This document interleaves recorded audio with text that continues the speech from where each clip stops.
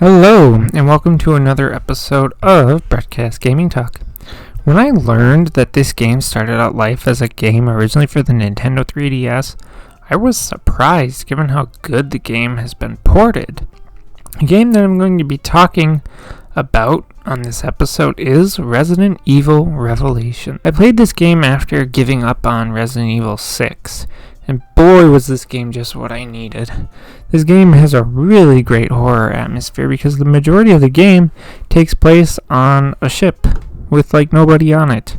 I really like the whole single location idea because it works well and it harkens back to Resident Evil and some of Resident Evil 2. I also really liked how the game had this chapter layout. And that is definitely something that they probably had to do for the fact that it was a 3DS game.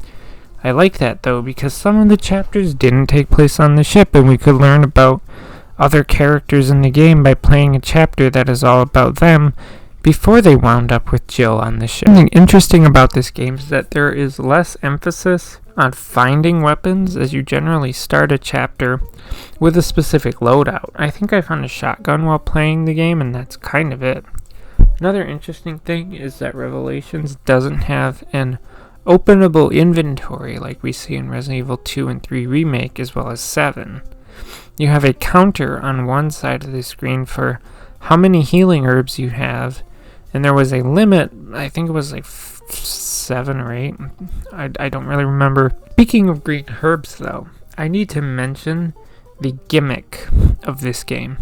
Revelations' gimmick is the scanner that Jill and I think one other character you play as has on them.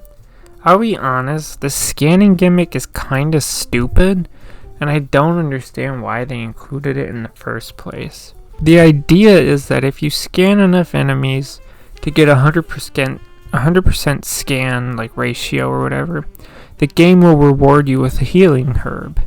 The problem is that after the first time you hit that 100%, it takes more and more scans to hit 100% again. So say the first time it takes 10 scans, then the second time it's going to take 25 scans, and then the third time it's going to take 40 scans. That's not an exact number, but it takes more and more scans to hit 100% again, and thus it takes longer to get rewarded with another green herb. Now, I never felt like I was relying upon the scan gimmick to get healing items, because you do find green herbs within the levels of the chapter. I just feel like that the scan reward gave them a reason to put less healing items to be found in a level. The only other use for the scanner is that you can find hidden items in various levels, in rooms and stuff like that.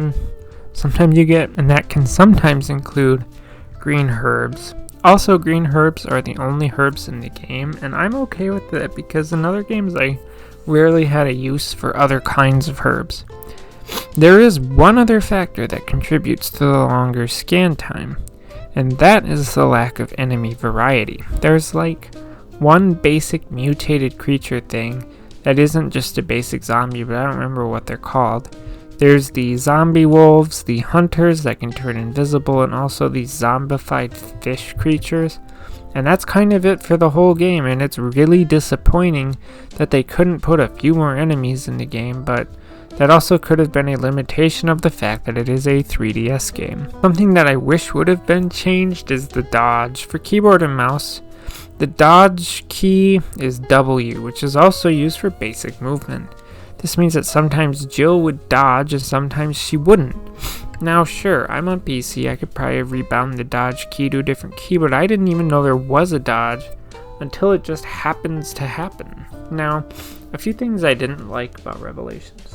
First is that there were several chapters that amount to wave defense, and it's easy to tell when you enter a room that has ammo scattered everywhere and healing items scattered everywhere. Now these were pretty easy, but it's just something that feels very out of place in a Resident Evil game that isn't Resident Evil 5 or 6. The second thing is that I didn't like the sections of chapters that were timed. I absolutely hate timed sections in games because it just adds an unnecessary amount of stress to the section of the game. There was one timed section of the game that, like, there's a room that has 2 mini bosses that you basically have to ignore until you get to the end of this room and find a rocket launcher to use on both of them. And it was dumb, and I don't like these kinds of sections in games. The final thing is that the boss fight. It took me some time and like one death to realize what the damn thing's weak point was.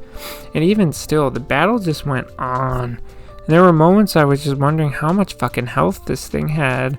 And overall, it was just too long of a final boss fight. Other than those things, I found Revelations to be pretty fun and have a way better horror atmosphere than games I played before this one. Yeah, Resident Evil 6 can suck it. That game blows.